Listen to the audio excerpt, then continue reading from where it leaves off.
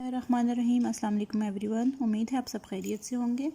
आज जिस टॉपिक पे मैं डिस्कशन करने जा रही हूँ वो है how to select a research topic. Basically मेरे बहुत से स्टूडेंट्स इस लेवल पे हैं कि उन्होंने रिसर्च कंडक्ट करनी है और वो डिफ़िकल्टी फेस कर रही हैं कि वो किस एरिया में रिसर्च कंडक्ट करें।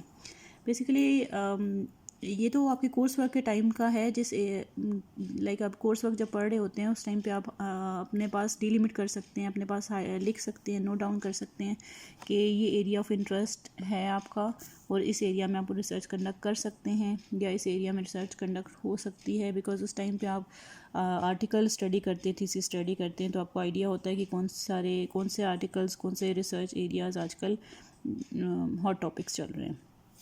कुछ पॉइंट्स यहाँ मैं हाईलाइट करना चाहूँगी। Firstly, area of your interest. Basically जो आपका इंटरेस्ट का एरिया है वो आपके लिए बैकअप होगा, वो आपको इंट्रिंसिक मोटिवेशन देगा जिसके बिहाफ पे आप हैप्पी फील करेंगे किसी उस एरिया में रिसर्च कंडक्ट करने के लिए।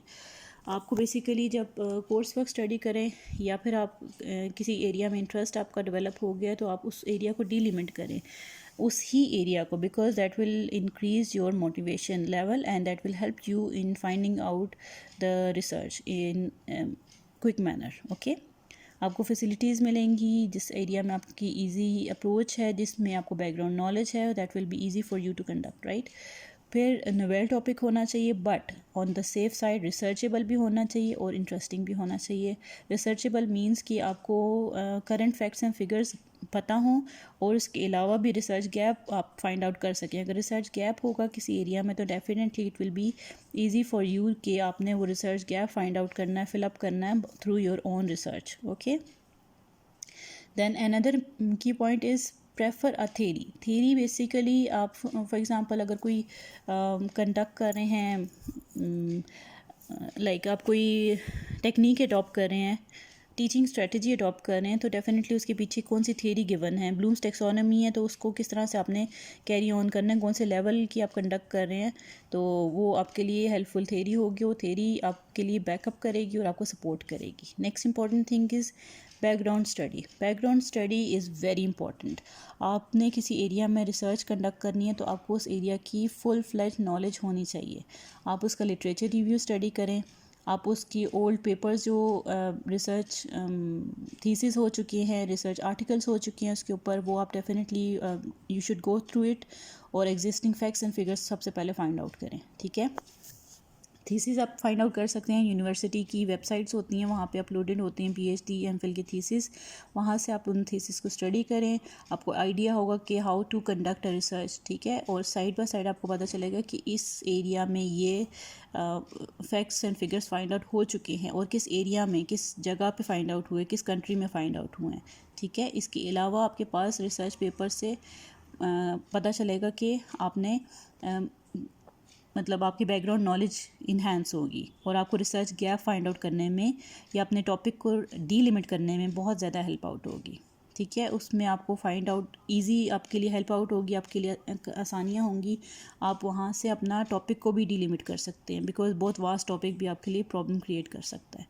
क्वालिटी टाइम स्पेंड करें, लिटरेचर रिव्यू को बहुत ज़्यादा स्टडी करें, कम से कम 2 to 3 weeks at least you should go for literature review. उसको स्टडी करें और बहुत ज़्यादा स्टडी करने की कोशिश करें, फाइंड आउट करें कि मॉडर्न रिसर्चेस उस एरिया में कौन सी हो चुकी हुई हैं और रिसर्च गैप फाइंड आउट करें कि कौन सा एरिया ऐसा है जिसके ऊपर रिसर्च नहीं हुई है, रिसर्च गैप है, या आप एग्जिस्टिंग फैक्ट्स कुछ और हैं, आपका अप्रोच जो थी, आपका टारगेट कुछ और है और बीच में जो गैप है आप उसको फाइंड आउट करें, why we are not been able to achieve that target.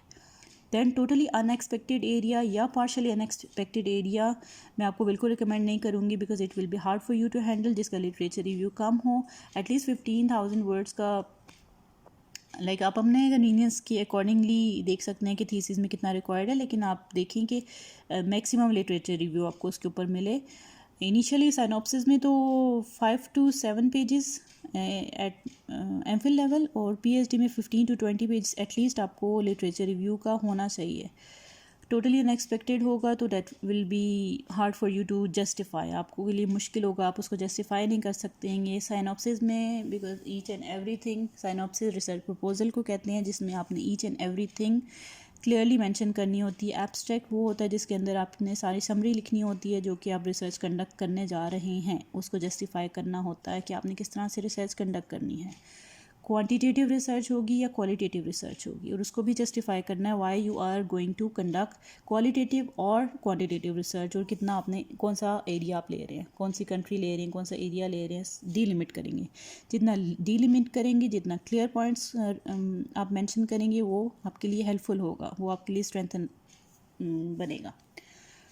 Then synopsis में चूँकि जो रिसर्च प्रपोजल है उसमें आपने हर चीज़ जस्टिफाई करनी होती है, हर चीज़ मेंशन करनी होती है, चाहे रिसर्च आपने रिसर्च क्वेश्चन मेंशन करें, रिसर्च हाइपोथेसिस कर रहे हैं, आप ऑब्जेक्टिव्स क्या रख रहे हैं, वो सब चीज़ें आपने जस्टिफाई करनी होती है। तो जब तक आप लिटरेचर रिव्यू आपके लिए ईजी नहीं क्लियर नहीं होगा, आप उसको जस्टिफाई नहीं कर सकेंगे, आप नहीं बता सकेंगे कि why this research is important for you or for other people as well. Then limit genus should not be vast, topic इतना वास्ट नहीं हो कि आप उसको हैंडल करना मुश्किल हो जाए। बहुत सारे एरियाज़ आप उसमें नहीं रखें, एरियाज़ जितने रखेंगे आप अपने बेसिक टॉपिक से मेजर एरिया से हिल जाएंगे। सब एरियाज़ आप रखें, लेकिन जो आप उसके अंदर वेरिएबल्स रखें वो एटलीस्ट 2-3 रखें, जितने कन्वीनियंस पर जो कन्वीनियंस के वो आप हैंडल कर सकें, स्पेसिफिक हों, टू द पॉइंट बात करें, टू द पॉइंट अपने टारगेट्स रखें ताकि वो अचीव कर सकें आप। It should not be open ended because we need to conclude it as well. हमने कंक्लूजन भी पेश करना होता है, हमने बताना होता है कि what is the significance of this topic and what are our findings, and on the basis of findings we have to give the recommendation as well. तो ऐसा अप टू मार्क होना चाहिए, ऐसा होना चाहिए जो एप्लीकेबल हो, ऐसा ना हो जो रिसर्चेबल ही ना हो, या बहुत ही ओपन एंडेड आप रख लें जिसको हैंडल करना आपके लिए डिफ़िकल्ट हो, और एट द एंड आप उसको कंक्लूड ना कर सकें, बिकॉज कंक्लूजन के बगैर रिसर्च यूज़लेस होती है। तो एट द एंड आप जाके डिफ़िकल्टी में फंस जाएंगे। उससे पहले बेहतर है कि आप स्टार्ट से अपने टारगेट्स स्ट्रेट फॉरवर्ड रखें, अपने टारगेट्स क्लियर रखें ताकि आप उनको हैंडल कर सकें ईजीली, क्योंकि क्लियर टारगेट्स को अचीव करना इजी होता है। अचीव करने में इजी भी इन दैट कॉन्टेक्स्ट के क्लियर होता है, और दूसरे बंदे को, दूसरे जो सुपरवाइज़र हैं या आपके सीनियर्स हैं उनको हेल्पफुल रहता है समझने में भी। ठीक है, इसके अलावा भी कोई डिफ़िकल्टी हो you can ask from me. Thank you very much, and मेरे चैनल को सब्सक्राइब करें और बेल आइकन को भी दबाएं ताकि नेक्स्ट आने वाली वीडियो आपके सामने मेंशन हो सके। ओके, थैंक यू, अल्लाह हाफिज़।